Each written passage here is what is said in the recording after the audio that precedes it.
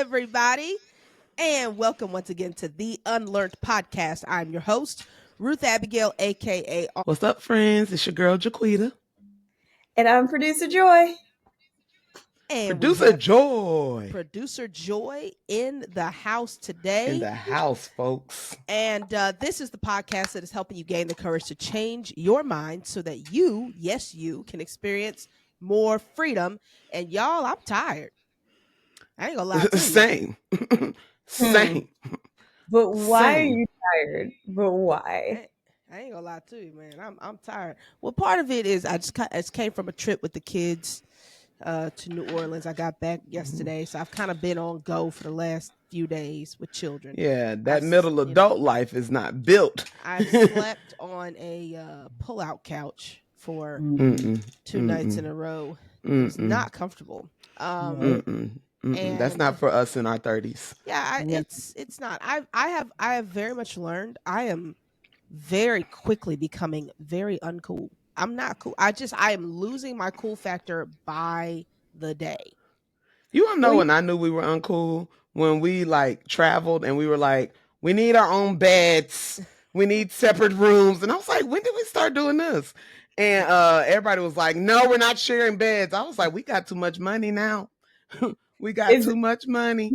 Comfort versus, finances. Which one is going to outweigh? Yeah. Correct. Yeah. That's correct. But I mean, because before we no, go ahead. Well, I was like, because Ruth Abigail, you are getting old. I mean, you have gotten old because you just had a birthday. Yes, she did. Yes, she did. Just had a birthday. Yes, she did. Just had a birthday. Just had a birthday. All right, people. Wow. Listen, since it's our first birthday on the pod, so we gotta sing to you. Okay? And we do. And we do. And we do.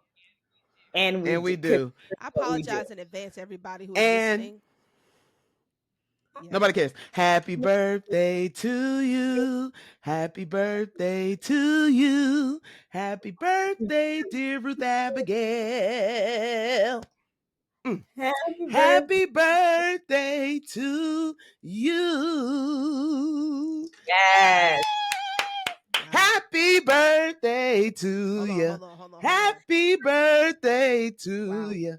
Happy birthday. Wow. I want to say happy birthday to you. All three I want to say happy birthday to you.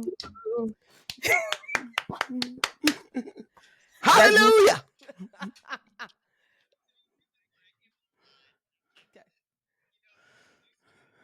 Wow. So thank you, Joy. So this was not expected. This was not something we planned. So you all lied to me. You want to come say hi, buddy?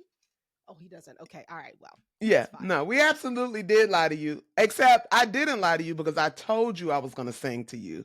I told you that yesterday. You did. You did not specify it would be on the podcast. Oh, well, here we are. Here we are. I didn't know I would get a mashup. First of all, let me tell y'all something. Ruth Abigail has created a great level of insecurity in me because the way she judges my singing, do not have a musician as your best friend. I try. No. Ruth Abigail has told me on multiple occasions, you know you can't sing, right? Like, you know you suck. Like, you know you're terrible. Wait a minute. Hold on. Now, hold on. No. When I told her I was going to sing happy birthday to her yesterday, she said, please don't. Thank you. That would not be a blessing to me. When I don't claim to have the best voice. Okay. I don't claim, I'm not Aretha Franklin. I'm not Whitney Houston. Okay. But I do all right. All right. I can hold a note. But Sure. Ruth Abigail, you see what I'm talking about, friends? No. Here's the deal. This is important because this is a great segue. You know why I do it? It is. You know why I do that? To keep me humble? No, I don't do that. I do it because I love you. I love you, Quita. And I can't love you and tell you a lie. Can't do it. No. Can't do it. Stop it I will right not do now. that. All right, friends. So today we I are talking can't. about Joe, I love you too much to let you today. live in a lie. All right, go ahead. First of all, but anyways, today we're talking about love languages, friends. And I want to talk about how my number one love language is words of affirmation.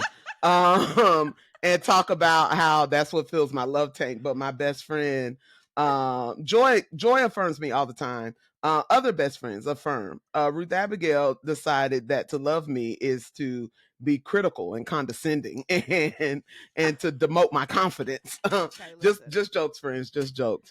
Once a year I get a compliment from Ruth, and it's the best day of the year. It's a pretty decent sized compliment, I think. I mean, I do good work once a year. Okay, let's be clear about that. And Whatever. I do. I think I do good work. Anyway. Um. Anyway, yes, love languages. Mm-hmm. So what we're So, talking about friends, 5 love languages. Gary Chapman. All right, you have probably heard of this at some point in your life. Okay, 5 love languages describes the way Gary Chapman wrote this book in 2004. He dropped this on us and he changed the relationship, friendship, love game. Okay, and realizing that we don't all express nor receive love in the same way. In fact, he details out 5 different ways that people both give love and receive love. I think that's important because a lot of times when people talk about love languages, they're only talking about the way that they receive love. But sometimes the way that you receive love is not the same way that you give it, right? So we all have kind of a primary and maybe a secondary love language, right? And so when you take the assessment, and I want to again emphasize to the friends, it's no longer free, and I'm sorry for that. It used to be free back in the day.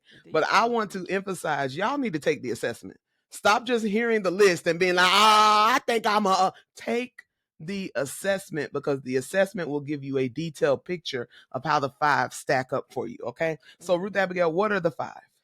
Yo, so the 5 are words of affirmation, quality time, physical touch, gifts, and acts of service. Those are the Yes. 5 languages. And These again, are the 5 languages. You either likely either give or receive. Like you have certain ones that you tend to give, certain ones you tend to receive. Yeah, and this And it's yeah. sorry, it's not that you can't operate in all of them, right? When you take the test and get the results back, it is telling you what fills your love tank, Yes. right? So what specific type of love that you receive or specific type of language that can be spoken to you that fills your love tank, and the necessity of having a love tank that's overflowing. Deep eyes. Very good, very good, very good. So, Quita, what are your top 5? Listen, all right. In the number 1 spot, and the number 1 and the number 2 for me interchange because they're really, really close, right? So we got words of affirmation, and then we have physical touch. And I really want to talk about physical touch because y'all be getting it wrong, okay? Y'all be getting it wrong, right? Then I have quality time, acts of service, and then last for me is gifts. All right, cool. So mine are my top one is acts of service. And my second one is quality time. Makes sense. And then words of affirmation, and then I don't have them in front of me. I'm trying to remember. Physical touch, and then gifts. Yeah, no, this makes sense because you want to know what's funny? Both of ours, the last one is gifts. I can't remember the last time either one of us gave each other a gift. Yep. Like it might be if I give Ruth Abigail a gift, I know she needs this. Like like I'm doing it as an act of service. Like when I think I bought you like some makeup brushes, because there's a story there, y'all. But I bought her some makeup brushes. She looks so good. Look at the birthday girl. I bought her I think I bought you some perfume because you said you liked it. Like so stuff like, but gifts, child, buying gifts like for a birthday stresses It's tough. me out. It's tough. I don't know. I don't I know because I want people when I give them a gift, I want them to feel that same amount of joy as when I write a card. Yeah. And I am the bomb.com at writing a card. You know what I'm saying? Like I can use words to make you There you feel go. like the There most you go. special person in the world. There But you a go. gift, Yeah. but joy, mm, Yeah. one of the best gift givers there She is is. a great gift giver. She is a great gift Top giver. tier. Like she really is. I appreciate gift givers. My brother is a really good gift giver. He's very thoughtful when he gives gifts, and like so is my sister. They're very good at Mm. that. I think. Very good at making things special. You know what I mean? Like I'm horrible at that. It's not. It's just not. It's not something that I do well. I need to make a correction. Um, my top one is actually quality time. I apologize for I that. I thought flipped so, it. but I was gonna let you have I it. flipped it. I flipped it. I'm gonna redo mine. I was all wrong. So my top one, quality time, and then the next one is really words of affirmation, and then acts of service, physical touch, and then gifts. So Okay.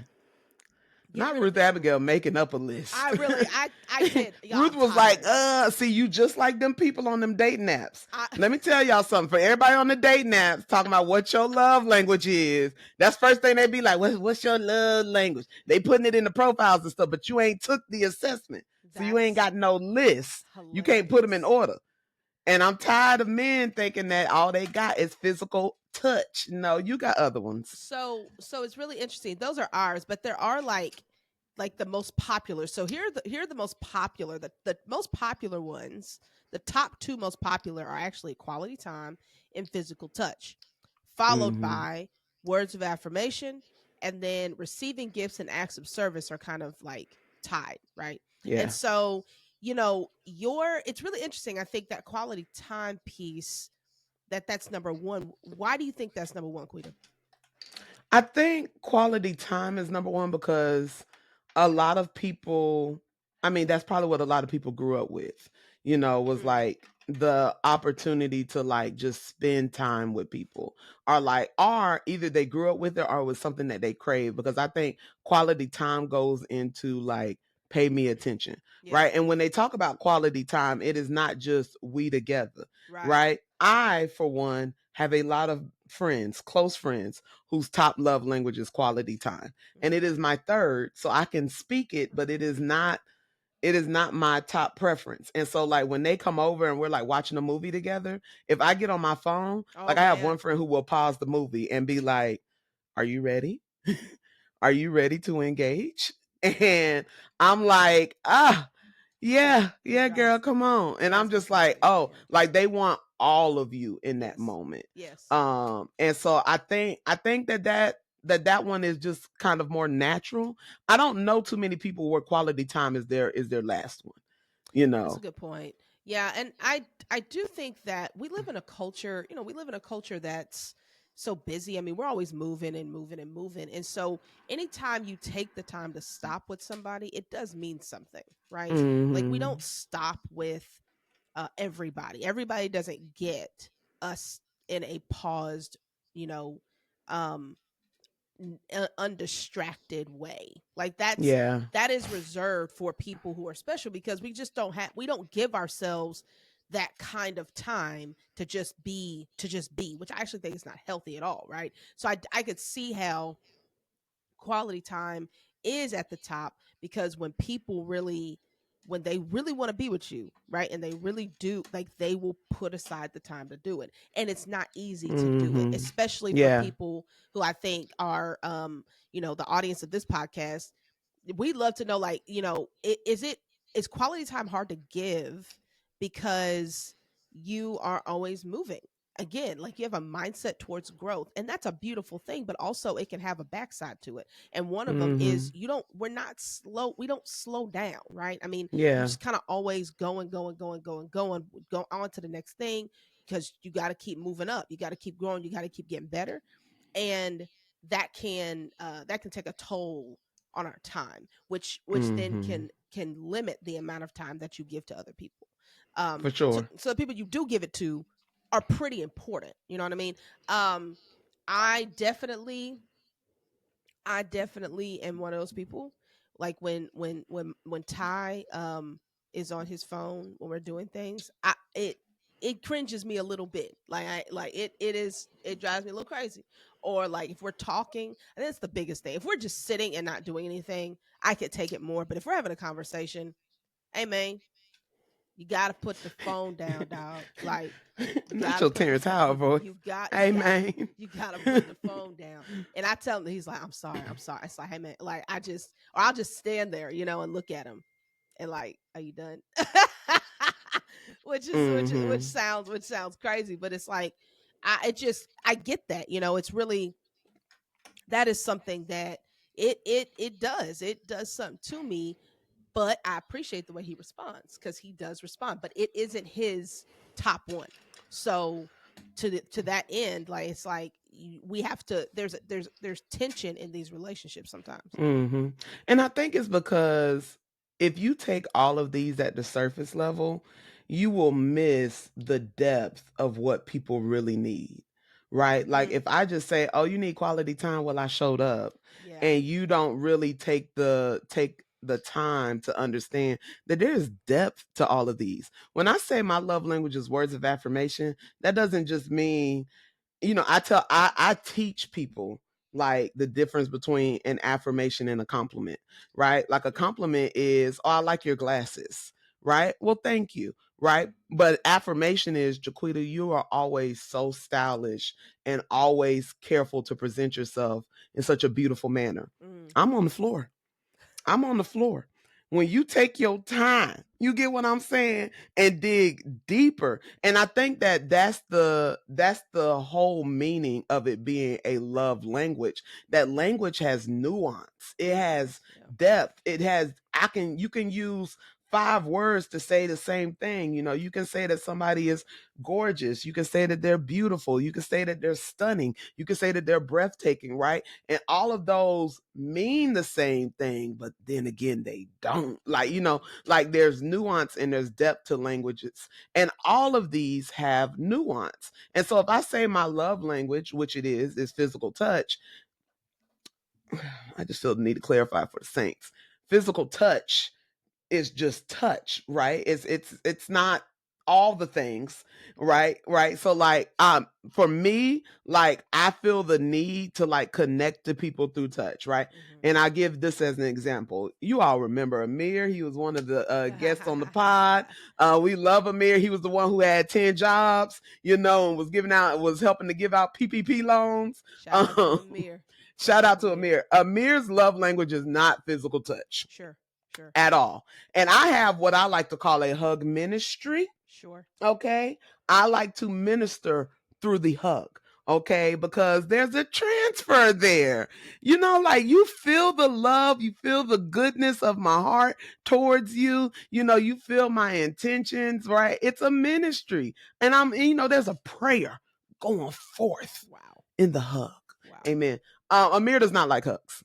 And and I didn't realize that because I just automatically hug people and don't think about it. I Yeah. didn't realize that until like we were at like a function and everybody was like, "Oh yeah, I've never hugged Amir," and I was like, "What?"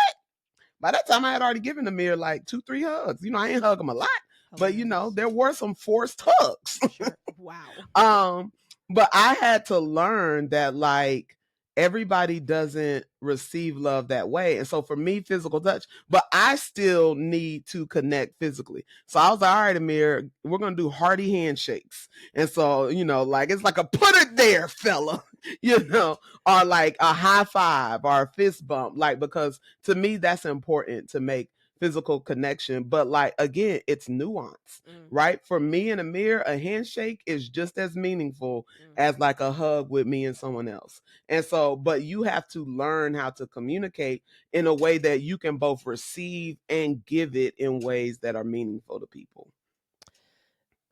So I think because I have all these things running through my head, but I think it might be helpful for us just to go through and just share some of the things we've had to unlearn about love language and really about love. Like I think that like love is such a I was listening to a podcast the other day, and Mhm. it was actually somebody interviewing this entrepreneur who hit the thing that he did was write a book, and he had recently come out, or he had come out of prison. He'd been out of prison for, I think, several years, and wrote a book about the idea of loving an absent father. What was really interesting was um he the guy who was interviewing him really challenged him because he said, so how often have you seen him? And he said, well, we haven't talked really since that he got out of prison. They really haven't really just talked, and he ignores his phone calls and all this stuff. They haven't. And he said, well, I don't think you know how to love him. How do you know how to love him? You all haven't communicated. You don't really. He won't even pick up your phone call or whatever. And it's not that he was saying, I mean, he was just like, I don't believe that you actually have an idea of how to love this person, because you haven't really interacted with them. So how can you teach people how to do something that you haven't done? And so it was kind of this back and forth, and he was really challenging him. And then he said, what do you feel like? What do you believe love is? Like, define love. And the first thing he said was, love is a feeling. And immediately I I said, okay, yeah. Nah, I mean, it's just not. Like, I think we have to establish that love is a series of decisions that you make on a regular basis Mm. in the service of somebody else, not you, I right? think that people get the ideas of love and intention mixed up. Like, I think that, like, when you say that you love somebody, I think that love does produce feelings. It produces feelings of being satisfied. It produces feelings of being adored. It produces like, yes, love is an action word, but there is also a feeling of being loved, right? That I Yeah. think I think that it encapsulates kind of both of what you're saying, but I also think that we sometimes, when we say we love someone, we forget that it's an exchange. And so, in order for you to really love someone, it does require some sort of interaction. Um, and I don't think that we kind of break that down and kind of break it apart enough to really understand that. Well, and I also think it requires tension, because it's, you know, even I mean, just even in scripture, this idea of loving your enemies, it is easy to love someone who loves you back. It is easy to love somebody who loves you the way you want to be loved. And that test, though, of love doesn't really isn't really there until you feel the tension of what it's like to love somebody who doesn't love you back, or who doesn't love you the way you want to be loved.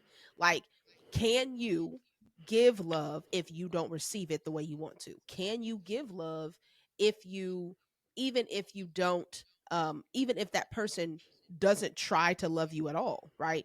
Is Mhm. love contingent upon there being an exchange, or does love do are you choosing to love regardless of what you get back? And that, to me, I think that's an elevated understanding of the language, because Mhm. there's a that to me is something that we have to unlearn about love, period, is that there's a requirement of an exchange for me to give it. There isn't. Like, I can give it and not get it back. That is actually true. It is Yeah. much harder, right? Um, it's much harder, and it requires a level of maturity in order to accomplish that. But I do think that that is kind of that again, that next elevated level of understanding around the idea of love, period, right? Yeah, I'm thinking, my mind keeps going to First Corinthians 13, of course, the love chapter. And even in that, like, there is, because I do think that a lot of times, even when we say we love God, Hmm. right? Like, there has to be a an expression of that love, right? Even in times where you don't feel satisfied or content Absolutely. with where life is, with how things have played out or whatever, like, the idea that love never fails, to me, indicates that love persists even when everything else around me fails. Yeah. Right? Even when this thing that I was really hoping God was going to do, or I was really hoping was going to come through for me, didn't, my love has to persist past that. And I think that, you know, I think that there is a huge need for people to really learn love in a way that first addresses their own pain, Mm. so that, because I don't think that we're persisting past our own stuff. Mm. I don't think that we are adequately loving ourselves. And so when the Bible says love your neighbor as you love yourself, it's a lot of kind of unmet needs going on because we don't know how to meet our own needs. And I Yeah. think that that's something that the love languages kind of points to, is that when I think about my love languages, am I doing those things for myself, right? Like, am I giving Mm. myself words of affirmation, right? Do I allow myself to be embraced? Yeah. One of the things that I had to unlearn about my love languages was this idea that, like, as long as somebody is expressing love, I'll receive it. And I did Mm. not, it took me a minute to realize that I had to go through my own healing journey to be able to adequately receive love that was being expressed to me. Mm. I remember one time I was dating somebody and they were giving me compliments on top of compliments. And again, my love language is words of affirmation. And I was just Mm-hmm. like, yeah, yeah, yeah, whatever, whatever, whatever. And he was like, pause. He was like, Mm. you're really not good at receiving compliments. And Wow. it like kind of took me back because I loved it when he gave me compliments. But I wasn't receiving them because I wasn't in a place where I really believed those things about myself. And so I had to go through my own journey in order for the things that people were expressing to me, for them to feel like it was filling up my love tank and that I wasn't fighting myself, you know? Mm. And I think that a lot of times we are looking for people to fill these voids. Nobody will be able to fill anything if you don't take the lid off. That's If you good. don't take the lid off of your hurt, your pain, your past experiences, how you have built these walls up around yourself, you are not going to be able to receive it until you learn to really open yourself up to it. And after that, that really started me on a journey of being like, what else have I not received that was being Mm. freely given? Mm. Right? Like there are things that are being like poured out on us, and a lot of times we feel unloved, not because love is not present, but because we have not been open to receive what was being presented. How has that impacted your relationship with God when you got that revelation of opening your lid to receiving love? This was probably, I was right out of divinity school. I actually started hearing God on who I actually was, Mm. because I could not hear it.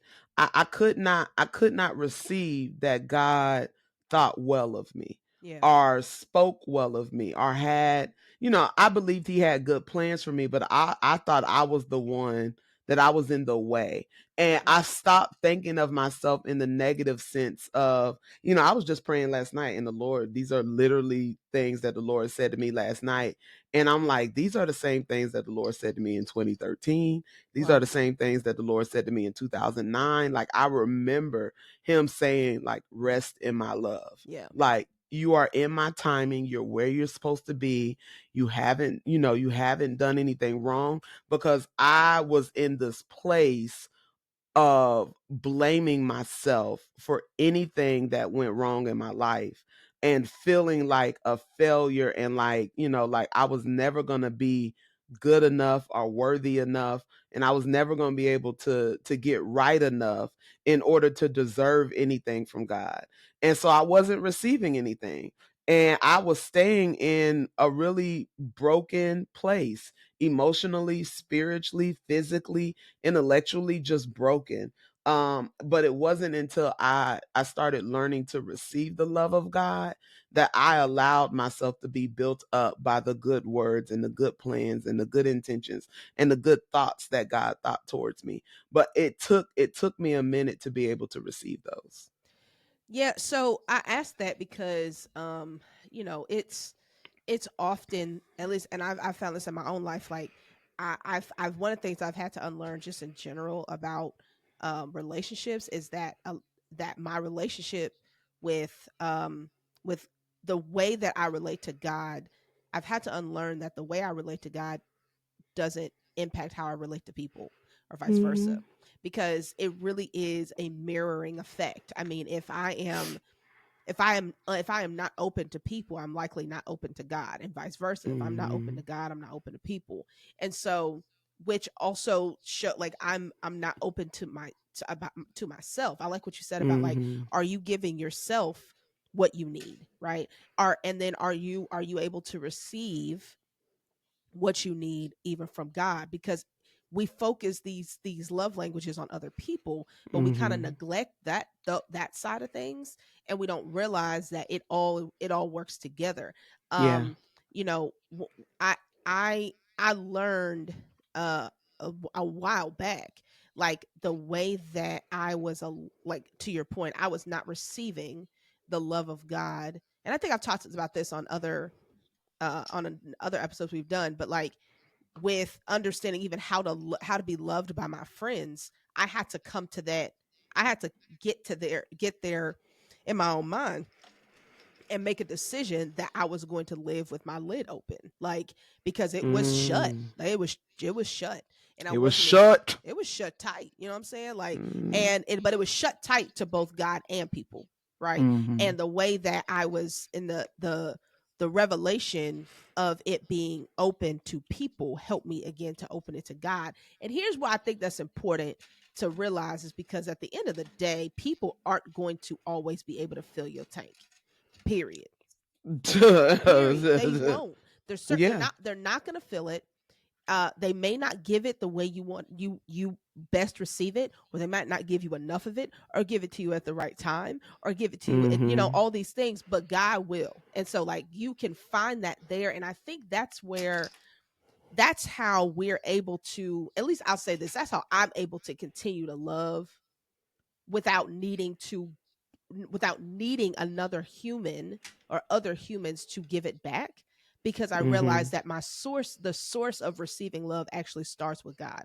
It's really hard to it's really hard to love at this level, and uh love with consideration of other people's languages as well as your own, but other people's languages, without knowing that you have a source to fill your own tank. That Mhm. doesn't Mhm. necessarily mean them. That's really hard to do. And I found, like, being marriage will teach you a lot of that. Like, that's we talk about it in the context of marriage a lot. Um, but it'll teach you a lot of that. Like, it's just not gonna you're not gonna receive everything you want from that person all the time. But Mhm. if you know at the end of the day that I do have a source from which I can receive it, then I can give it freely and not necessarily feel like I have to do it. It's not a deal. Like, I don't have to make a deal with you, right? And I think a Mhm. lot of us live in a deal based relationships because we actually don't know where our actual source comes from. Yeah, no, that's good. I think that it kind of brings me to one of the second things that I had to unlearn was this idea that, like, in order to, like, be loved, I had to become everything that other people, quote unquote, needed me to be. Mm, But really I was doing that because I wanted to be accepted and not necessarily because I wanted to just shower them with love, mm, right? A lot of times sometimes I did it out of fear, because if I didn't, I was learning how to try to escape people's anger versus, like, getting to a point where we could both feel love. I was like, let me massage you, let me make you feel complacent. What do you like? Quality time. Let's watch a movie, right? Because I was dealing, earlier in my 20s talking about, young adulthood versus, middle adulthood. And by the way, somebody got on me for using the word middle adult. It's a real thing. Okay. whatever. Yeah, It's a real, it's a real deal thing, right? absolutely And it's not middle age. We had to get on the mirror about that too. It's middle correct. adult. It's Middle middle adult. adult. But I think one of the differences is that in our 20s we were surrounded by other people in their 20s who were also very broken. Mhm. And it could be a toxic place at times. Like I had a lot of really close friends and people that I would spend a lot of time with, that we were kind of rubbing against each other's rough edges, because that's part of the process of being in your 20s. Yeah. You don't even realize the edges are rough because you just living. Yeah. But like a lot of what I experienced for me, based off of the way that I was just kind of dealing with my own trauma and dealing with, understanding who I was and how I showed up, it was do everything you can to not get other people to blow up Mm. and to keep them. Like I was trying to pacify people because I did not want to have those confrontations that would force me to be honest and force me to be in a truthful space. And so instead, I was like, let me just create a lot of fun environments where people feel like they are relaxed Yeah. and composed, and oh, you like quality time and I know you like movies, let's watch a movie. Oh, you like words of affirmation, here's a card. Like I was trying my best to do it, but I think that love cannot be manipulative. Even when you think you are manipulating for positive reasons, if it is anything less than the truth, it's not love. Yeah. If it is anything less than a well intentioned desire that another person's tank is filled or that another person's life is made better.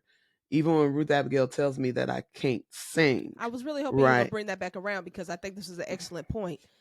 Because I be telling the truth, and you want to say that it's because I love you. I want to just call back earlier because you actually said that, you repeated it. That's all I want to say. Keep going.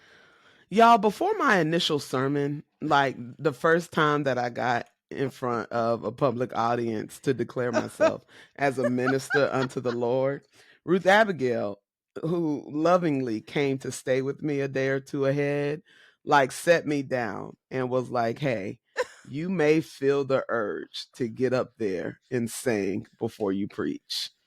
And I'm here to tell you right now, absolutely do not. She was like, I don't care how the spirit falls. I Oh don't man. care what comes Oh on you man. that makes you think you should sing in that mic. Oh man. Absolutely do not. Okay. Now I'm just going to leave that right there. I'm going to leave that right there. And I want y'all to hold that. And by the way, this was unprovoked. This was unprovoked, right? And I want you guys to judge that and tell me, how would you feel loved?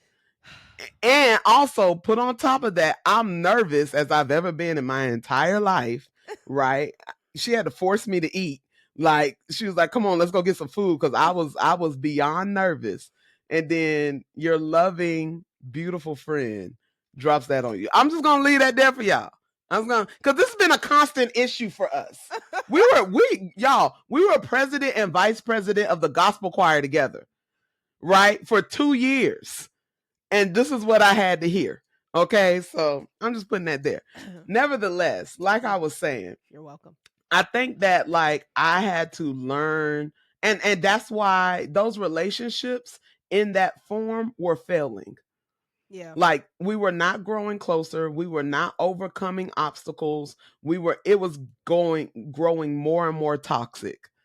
And I was growing more and more depressed, like more and more, like I was trying to love but finding myself. And that whole like love your enemy thing, like I was struggling Yeah. because an enemy at that time felt like somebody who made you feel unloved, Sure. you Yeah. know and I didn't know. It's hard to know how to love someone when you don't feel like you have any love in your own tank. Yeah. Um, and I didn't know anything about how to fill my own tank up at that time. Mm. I was, all I knew how to do was to try to get other people to do it somehow. I also think, again, words of affirmation and physical touch are my top two, and I was getting none of that. Yeah. None of it. I was getting the opposite. I wasn't getting hit or anything, but the words felt like daggers, Mhm. and the relationship felt physically like my body was physically reacting in a way that made me feel threatened. Yeah. And so I had to learn to retreat and refine myself and not blame other people, for, like any area of my life where I was like they didn't love me. Like I think in your middle adult years, like you're like, all right, yeah, things happened, things were wrong, things were not right, but I want a great life. I don't want a good Mhm. one. I want a great life. And I can't have a great life if I keep holding on to all these things. So it's now my responsibility Mm. to find a way past it. So, this kind of brings me to, um, I think something that I think is important to unlearn that I've had to unlearn is that the language, learning the language, learning how to be fluent in it is a process, not just for you, but for the people around you. And we can't expect immediate results a lot of times, right? Like Mm, it is a process, and we are in a continual, whether we, sometimes we're like pursuing growth, but whether you're growing in some way because things are shifting, right? I mean, you just mhm, are. And so, even what you were saying, Quita, about like how you were in your, when in your younger years, like in your 20s, and like mhm, and being surrounded by a lot of people who are still new to the language, not just for mm, you but for them, right? And just we're all being introduced, reintroduced to ourselves. We're learning new things about ourselves, so the language is yeah. new. And and I love the way he puts it into a language, because we're constantly learning new language. I mean, the older we get, or the more, the more you read, the more words that are introduced to your brain, the better a communicator you become. and Mhm, and so, like, I think it's the same thing with this, right? The more love that you are exposed to, the better your language gets, like. mhm, And that sometimes that just takes time, and so I think we have to unlearn that just because you know your love languages, and just because somebody else knows theirs, that you're going to find immediate results of like, it is a filling of the tank. It's not a like a huge gallon of, it's not a one big dump. It is a sometimes a slow trickle. Like sometimes it's a drip, you know, and we're dripping, and we're just, it's a faucet drip, right? Or it's a slow mhm. stream. It's filling, but it ain't gonna be full for a minute. My and lord. and that's real, and we have to be patient through that process with other people, right? And I think that's again Mhm, part of the reality of being in relationships, like it's, mhm, and not giving up on them, right? I think that we live in a culture where we do expect everything to be fast. Of course, our generation is called the microwave generation. I don't know what this one's called, but whatever, they need to be quicker, because it is even faster. There's an expectation of, I should be from here to there in 2 minutes. Like, mhm, I should be able to listen to this 30-second clip, and then tomorrow be a different person. No, that's not going to be the case. Um, mhm. and we give up on relationships really fast as a Yeah. result of that, right? Like we give up on relationships, and we make these assumptions that, no, it can't work, it won't work, because they aren't doing this, they aren't doing that. Well, they you just got here. Like, you just got here. I think that's the often, like, been married for a little over a year, been in this relationship for almost 4, yeah, it'll be, yeah, 2020. When did we meet? I don't forgot. Mm, 21. Okay. Yeah, so almost 4. um and I find myself having to manage my expectations of us as a couple, of how well we know each other, of how well we love each other, of how, well we communicate, of how, all those things. I have to manage my expectations around that process, because in my head, I have these examples of people who have been together for 25, 30 years, my parents or friends of ours or whatever. Um, and it's like you can't look at them and think that you're going to get where they are without just having the time that they've Mm. had. The love that they're showing each other, the language of love that they are expressing and using, they've been using for years, and it's over Mhm. time, and it's refined, right? And so we I can't expect to have that same refined language with my husband as somebody who's been with theirs for 30 years. It's not Mhm. realistic, and I can't use that as an excuse to give up on the process. And so that process thing is really important. Don't expect just, again, you take the test.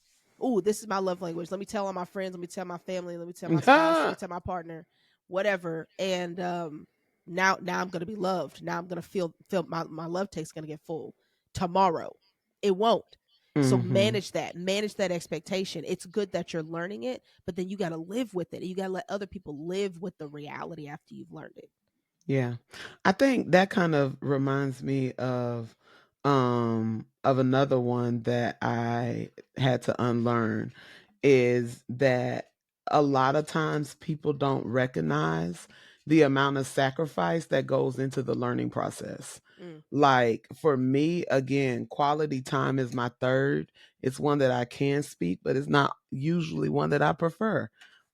These y'all, somebody tell me how to keep these in. Give me the secret, because the way these things are unfaithful, they are unfaithful. Um, but I was finding myself drained. I tell people I am very much an extrovert. Everybody who knows me knows that it's not a secret, you know. I am clearly an extrovert. I am also an extrovert that likes her alone time. I have sacrificed so much of my downtime to give people their quality time. mm, And when I get there, because I'm bubbly and because I'm excited, like people think like, "Oh yeah, this is great. This is what we both wanted to do." No, baby. I wanted to be on my couch by myself, talking to no one. yeah. Okay, doing a bunch of nothing. Various forms of nothing. Mm, And when people don't know that like you are actively giving of yourself in order to meet their needs, when they are not mindful of it, and their expectations are off.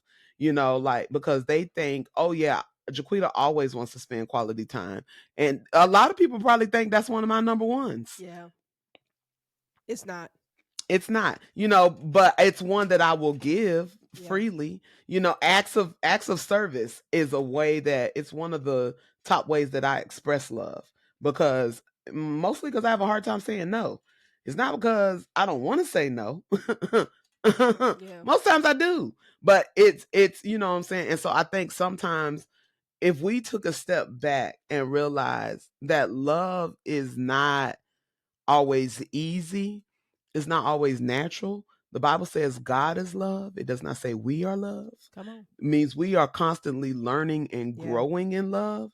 And Mm-hmm. to give people grace when you tell somebody that your love language is words of affirmation and they don't quite hit it like you want to hit it, Mm-hmm. sometimes you have to recognize that the attempt is already loving.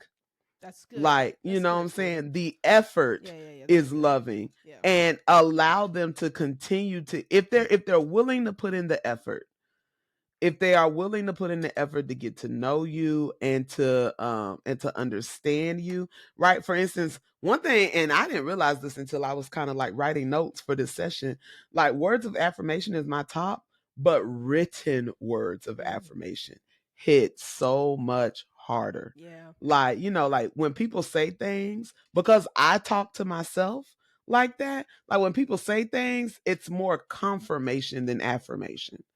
Like I'm like, "Oh, thank you." They're like, "Oh, you look nice today." Thank you. I already told myself that. I looked in the mirror this morning and said, "Girl, you did that." Okay. Right. Like because I started learning to speak my own languages. But when somebody writes it Mm, and took their time, used their good handwriting.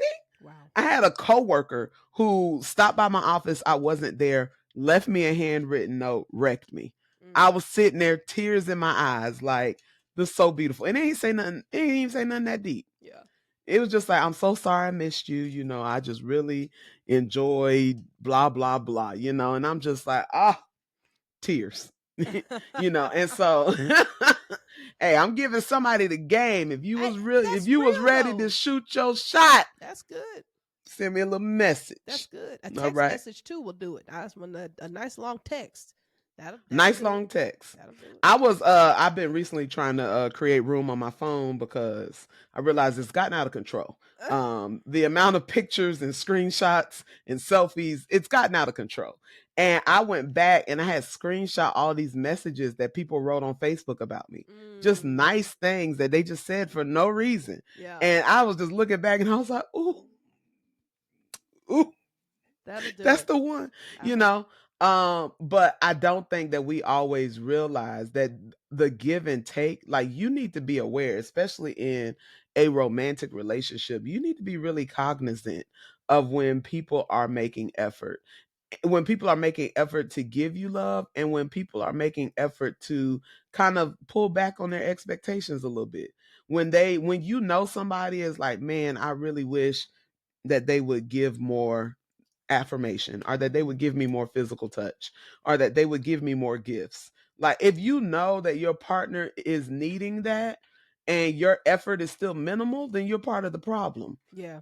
You know what I'm saying? Like, effort goes a long way. It goes a long way. So so something I appreciated this morning, right? Got up, as y'all can see, y'all normally watch this. I have a thing of tea in my hand. Like, I have a nice cup that I do every time. So I went in there to make my tea.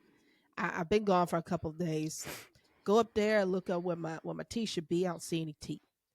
I go in, Ty's asleep. Do I wake him up? Absolutely, because I need my tea. Leave my brother alone. And I said, hey, do you know where my tea is? He said, oh, I think I threw it away. So I was like, I was totally prepared to be like, okay, all right, no problem. It's cool. Like, I'm cool. I'll just figure it out. I'll go pick up some later or whatever. This man gets up out of bed, goes to the store, gets me this tea.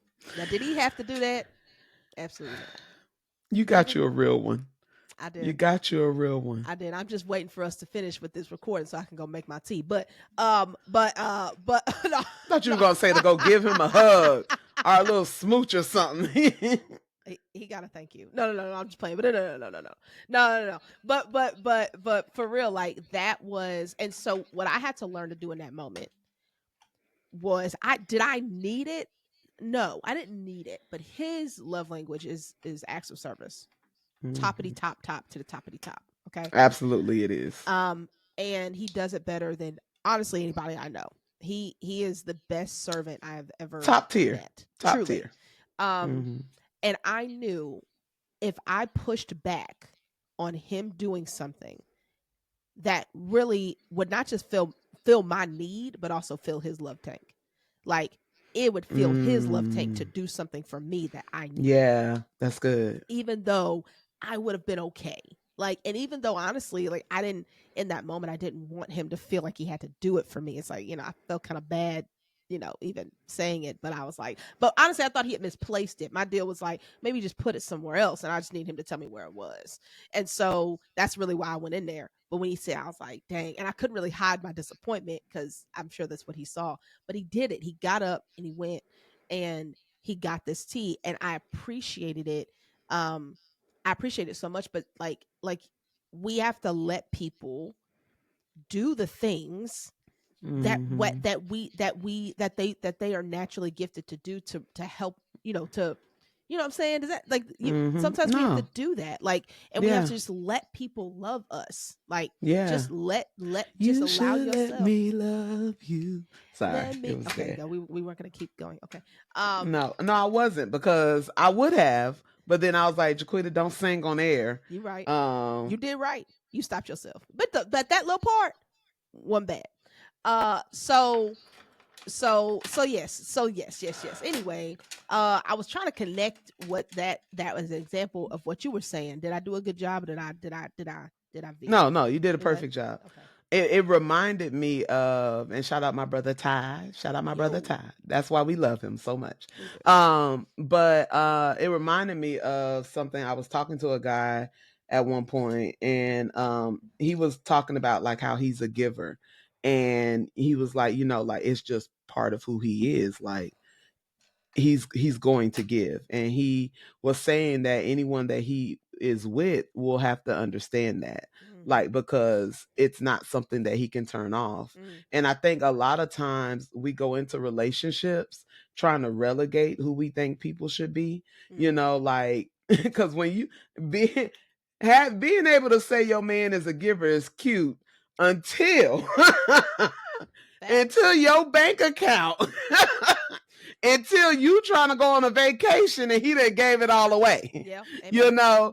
Until you trying to cook and ain't nothing but ramen in the cupboard. That's Okay, facts. That's yeah, facts. you see how you Yeah. feel. But like it's we don't always, one, there's going to be some give and take in a relationship. Like you're going to have to allow your partner to give you some checks and balances, right? Like I listen to Kev on Stage and Melissa Fredericks.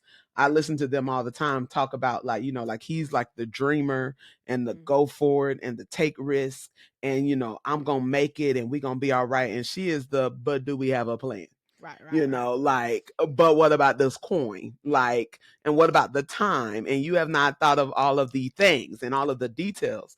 And if we don't submit ourselves to be refined by the people in our lives, we will ultimately fail. Like we need each other. We need to be refined, and that happens through love, through the Yeah. ways that we love each other and the ways that we allow each other, allow ourselves to learn one another. Not changing, right? Like you can never take that person and make him not a giver. You Right. can never take that man and make him not a dreamer. You can't change them, but both partners should be submitting to one another in order to make the partnership and the dream together work. Yeah. So it's okay, you have a dream, submit your dream to my practicality. And I'm going to submit my practicality and my plans to the dream. Yeah. But there has to be a coming together where we both give and take in order to move forward. And I think that, we don't think about that enough. Me and my sister were actually just yesterday, who she be watching the pod. Hey, babe. What's up, babe? Yeah. She says she tells other people to just play it in the background. So we appreciate all of y'all too, who, just turn it on so we get views. That's hilarious. Oh, I think she told her fiance to, like, hey, just play this in the background so they can get a view. Hilarious. Listen, we'll take a win is a win. A win is a win. A win is a win. But we were just talking yesterday about this idea of, people wanting women to be submissive, and to submit to something. And it's like, women say, oh, I don't have a problem submitting, you just got to give me something to submit to. And I think that we see submission as this concession. Yeah, Like, for sure. I'll submit, if that's Right. what I gotta do, I guess that's Right. what I gotta do. But submission is love. Mm. Like, and the Bible actually says submit to one another as well. Like it does say, wives, submit to your husbands, but there is another verse that calls for us to submit to one another. And I believe that there is, even if we are in a space, everybody may think of this differently, but if you are in a space where your husband is your leader, is the head of your home, and you are thinking about that, that does not mean that submission is a lesser thing. It is I am willing to give of myself Mm. in order to increase everything that we have. Yeah. And that man has to be thinking he has to submit too, because there's some things he has to surrender, Yeah, right, for in order sure. for this to work. And so I just think that, like, when we're thinking about love and when we're thinking about these love languages, there is a submission that is ultimately what creates an atmosphere where love can flourish. Mm. It is when I am willing to submit me to you, and I'm giving all of me to you, and I'm trusting that you are going to love in a way that I can feel and be filled, feel and be filled in a way that is life-giving to me. And so I think that's a beautiful model that Dr. Gary Chapman has come up with here. So I'll share one last thing that I feel like I've had to unlearn. And that is I've had to unlearn that your love languages, the need for certain ones won't change with seasons of your life. Um there's a reality to, like, you'll take this assessment, and maybe if you already have, you'll take this, you're like, okay, this is my top 5, blah blah blah. There is a very real chance that those will shift, depending on the season of life you're in, or they will shift for the people in your life. And so part of uh loving people is not just meeting them. it, Let me say it like this: part of loving people is meeting them with the language they need in the moment they need it. And Hmm. so, you know there's e- let's see here. Okay, example, right? um I just came back from out of town, and it's my birthday weekend. Came back, and I'm leaving town again next week, right? So it's just a lot of out of town movement, being away from Why home, you whatever. always on the I'm really road? not always on the road. It's just like these two You weeks are weird, um, didn't even but catch the movie reference, did you? I didn't. Oh, I'm sorry. It's the Temptations. Oh yeah, missed it. I missed it. Go Woo. ahead. Just continue. So Just yeah, okay, continue. all right. So Ty yesterday, he was telling me, he was like, I want, it's your birthday weekend. What do what do you want to do? And I said, honestly, I just want to go to sleep. Like, I'm really tired. And when in my, I want, in my, if I was, at the level I normally would be, like, if I wasn't as exhausted, or if I had been at home, or it been a regular week, I probably would have wanted to spend more time. Like, that quality time would have been really high. It's like, I want to spend time. Um, but I was like, and he said, I I want to make sure that you get what you need. And in that, he actually had in his mind that we were going to be doing things. He was like, what do you want to do? And I was like, I don't really have anything. But then he said, I want to make sure that, basically you're served in the way you need to be served. I know you just got back. I know you're about to leave. Like, I don't want to pack your schedule. I don't want to, even though he knows that I like the idea of spending time with him, with us, like with family, all this stuff. So anyway, like, I appreciated that he understood in this moment what she might need is just some time to herself, or just a minute to just rest, right? And not do a lot of movement, even though we are going to do a couple of things. They're not going to all be this weekend. Like, it's going to kind of be spread out, which I appreciated. I was like, Hmm. that's perfect. So, and that's just a small example, but, like, it, and I've never been pregnant, neither one of us have, but when there's a reality to, maybe there's a shift, right? I've had friends who have gone through postpartum issues, where it's like, hey, like, I just, the way you have loved me before, you got to shift that. I like these other, like, I don't touch me. I don't want to be touched. Like, the real thing. And that can be really hard, when you feel like you have spent time learning a person, and then Hmm. life shifts them in some way. Hmm. It could be a physical shift, a mental shift, an emotional shift, whatever. But that shift will happen. And I think just knowing that, just because you learn the current kind of situation of how to speak somebody's language today, doesn't mean that that same method will work tomorrow. And part of loving somebody is constantly being in a position of a learner of their language, and not Yeah. being resentful that what you learned yesterday may not work today. Hmm. Don't be resentful, right? Like, it's important. And that's, again, and that's tough though, and that's where the tension falls, and that's where a lot of people kind of give up on relationships. It's like, I put out all Mm. this work, so now now she don't want this, now he don't want that, now they don't want this, whatever. And it's like, yo, they different, so you're gonna have to learn again and Yeah. again and again and again. We were in the car one day, and I put my hand on Ty's shoulder. Just we were just out on a road trip, and I just put it on him. He was like, he kind of did this. He's like, I hate when you do that. I said, oh, when did that happen? I said, okay. Okay, fine. You hate, okay, cool. And he was just like, ever since I was a kid, I don't like people touching me like on my shoulder or whatever.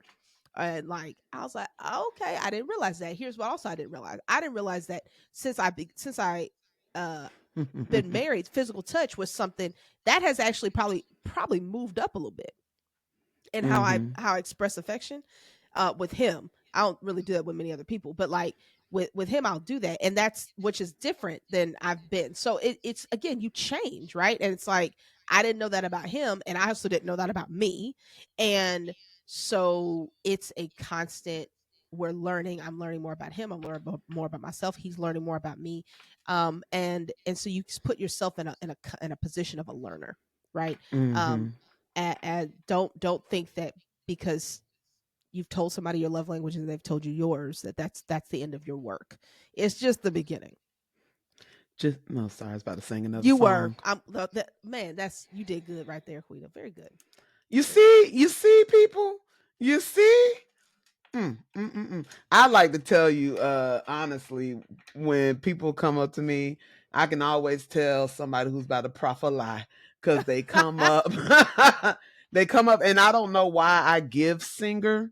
I think it's just That's hilarious. plus size black woman. Everybody thinks we That's can blow, and then they hilarious. hear my voice and they're like, no, I hear it in your voice. I've had people come up to me and prophesy that my singing career was going to shoot off, that God was going to bless Hilarious. my singing ministry. And I'm just like, oh, bless your heart. Mm-mm. And I'm like, nah, that's not why the Lord gave this voice to me. And then they be like, oh, it's something. I know it's something. I know what the Lord Lord. showed me. And I'm like, Jesus. what you hear is a preacher. And that's about it.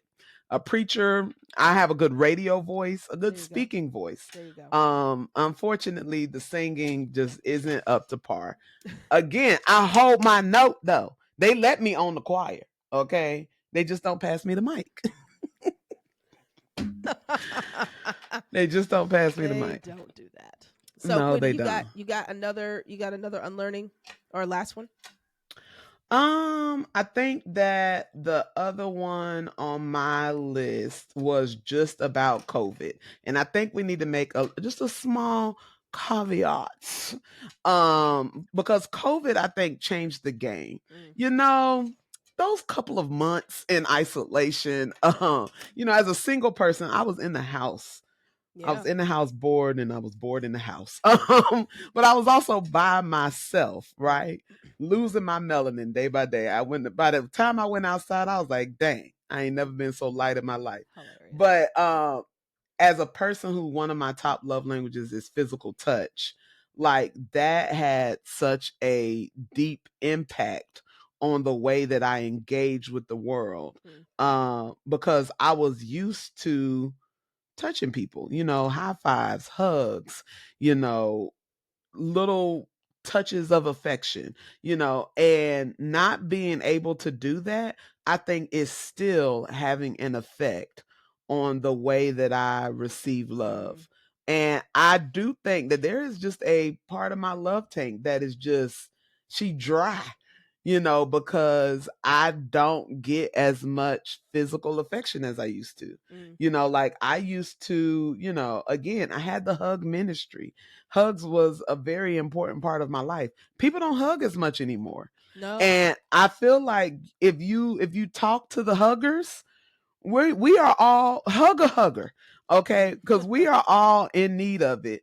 And I think that I don't think that we think about like how, like, as you go through like different seasons of your life, you're just not gonna have as much of that thing as you used to.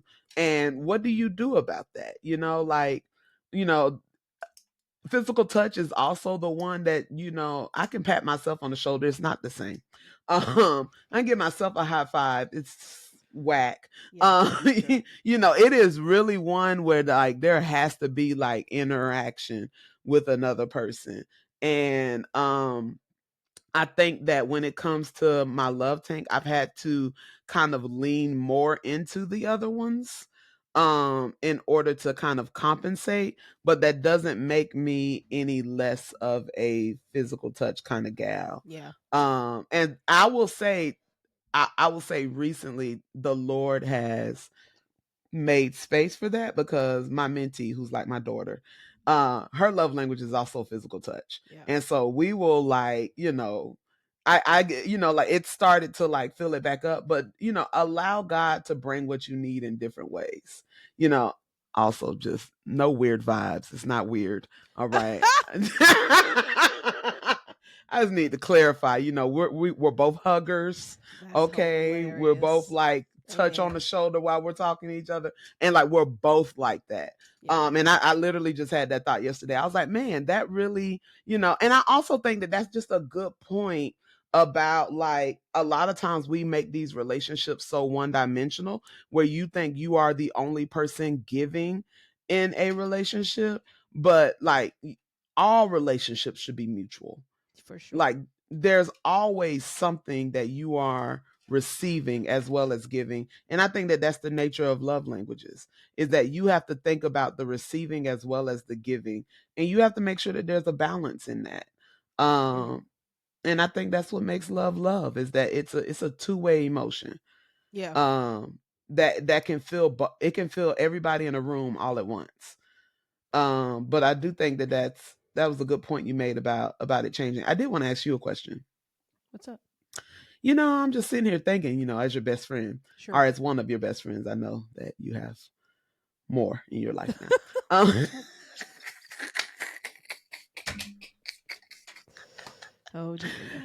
I'm interested in knowing how it's different for you, marriage versus single, like in like the expression of like the ways that you receive love. Because like as you're talking, I'm like, how do I love Ruth Abigail? And also long distance friendships, I think is hard. I get a hug from Ruth every other year. Sure. Um so interested to know your thoughts about that. I think that the biggest thing is the consistency of exchange and Mm-hmm. learning that, and then like it it can become love. What is love sometimes can be become routine, and it doesn't feel like love, right? It feels like a routine. And so but it doesn't, but like knowing that is love, like that is love. And sometimes it does, sometimes like, oh, I'm so grateful for this, and then sometimes it's like, yeah, that's just normal, nothing, not a bad thing. But I think that would be the biggest difference, because you're actually living with somebody, um Mm. versus when I was single, it wasn't the case. Now when I had a roommate, like when me and Ashley were rooming together, I think that there was that semblance of like of consistency as well, where it's like, we would spend, when we spend quality time together, like it would be, we would have those moments, and it would be a, more consistent than if we don't, right? If we weren't living together. So I think consistency is a big factor for that, because you just have somebody around you all the time. And then on that same vein, the consistency of you be of me being aware of how I'm loving like my family in the house, is I have to be conscious of it. Like, because Mm. I was living by myself for several years before they came into my life, there are certain routines that I have that don't serve Mm. them. And I have to shift. I'm having to learn how to shift that on a regular basis, so that it's like, I'm I'm not just, when I come home, um I'm not like when I try to do this, right? I try not to walk in the house on the phone, Mhm. because I want when I haven't seen them all day, it's like I want to be present, right? Whereas before, I could be on the phone, cooking, doing whatever, walking in and out, blah, blah, blah, all that stuff, right? All over the house. I don't do that anymore. So I think that's the biggest thing. Like, it's consistency because you're around people all Yeah. the time. Yeah. Makes Um, sense. so I will say this, I think just as an overarching thing, the last thing that I really think has been so important um for the unlearning process of love in general, and particularly around this topic, is that we have to, like, talking about love and how to love somebody, not in general but to that person, can be really awkward, right? It's Mm-hmm. uncomfortable because when we think about love, I think we think about love as a high. Like, we want to feel like it's a Mm. high, and Mm-hmm. and like it's a we want to feel like it's a high. We want to feel like it's something that just kind of comes over us. It's like, oh, I feel so loved. But Mm-hmm. so when you talk about it, it takes away the romanticism of it. But Mm-hmm. really, and I think we said this earlier, the truth is love is intentional and a conscious decision making process. And if I don't know how to do that because we haven't talked about it, I might miss it more often and just don't know it. And it, so like taking the like love is romantic 10% of the time. It ain't the other Mm. 90%. It's intentional and it's conscious because we've talked about it, and I know when I do this, it is showing you love because I know it. Like, it's not something I'm feeling or searching for. Like, it is a I am very clear on that. And I also know vice versa, when I don't do it, it is not loving. Like, and Mm. so, like, understanding that communication piece, if you want to love somebody well, talk about it with them. Like, have a conversation. Don't live in the high of love. It's not gonna last. Just like real highs don't last. The high of love ain't gonna last. Mm-mm. If you want to love somebody for real, you got to talk about what you need. That's good. Yeah. That's good. Okay, 5 love languages. Okay, 5 love languages. Yeah. This is We good. did a thing. We I did a thing I, today. I agree. I actually, this actually helped me even more. I know, right? It Yeah, helped for me. real. It refined my prayer list, is what it did for me. Amen. Refined the list. Amen. Amen. Amen. All right. So, all right, Quita. We what do we ask the people to do? Hey, listen, y'all. All right. We know y'all watching. Okay. We know you here with us. Go ahead and like. Go ahead and share it with somebody. Go ahead and hit that little subscribe button. While you subscribing, also hit them notifications. All right. We drop in every Tuesday. Don't miss it. Okay. So like, share, subscribe. And yo, send us some comments, send us some feedback. Right. We love engaging with you guys. So, hit us up. Hit us up, folks, and we'll be back next week with another topic of personal growth and how we can unlearn some things about our own personality. So stay tuned. But until then, let's keep unlearning together so that we can experience more freedom. Peace. Bye, y'all.